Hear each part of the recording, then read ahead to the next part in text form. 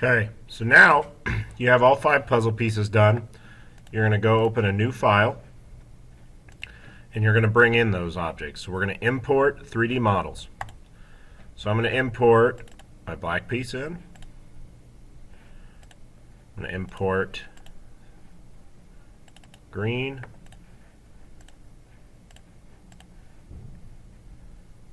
purple,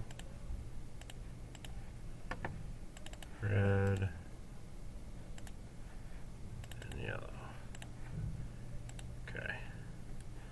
I need to get them apart so it's easier to see them all. See what we're doing. Okay. So now we're going to put them together into one cube. So to do this, we're going to use our snap feature. Now I want to point out what snapping does and doesn't do here. Right now I have grouping toggled off, and I'm going to show you the difference. So if I snap, say, this piece right here to the top, what it does is it draws an X across, and right at the center point, it's going to match up the center point of this piece to the center point of what I just snapped to. So that's not very helpful. Now, I didn't group it, so I can pull it right back apart. Notice if I have grouping on when I do this, now when I try to move them, they're one object. They group together. So I don't want that right now. So I'm going to turn my grouping off. And I'm going to snap this piece, because this is how my puzzle piece goes together, to that piece. Now notice a square to a square locks on perfectly. My next piece is this piece, and it sits right on top of that. So if I pull it over here, it's going to sit basically right like that. So if I look, if I try to snap this surface to here, it's going to center this piece onto that, and that's not going to be what I want. So instead what I do is I snap this piece, which is a 1x2, to this piece, which is a 1x2, and they line up perfectly. Okay, now all those pieces are separate.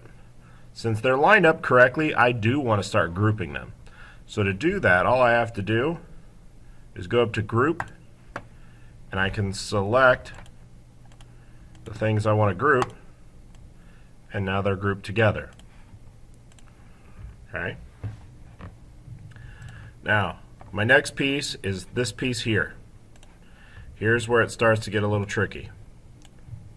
So I'm going to snap this surface to this, but notice it's not the same shape, so it's going to do some weird things. So notice it's not lined up at all anywhere, because it's centered here to the center of this piece. So what we have to do is we have to use the Align tool. That's right up here.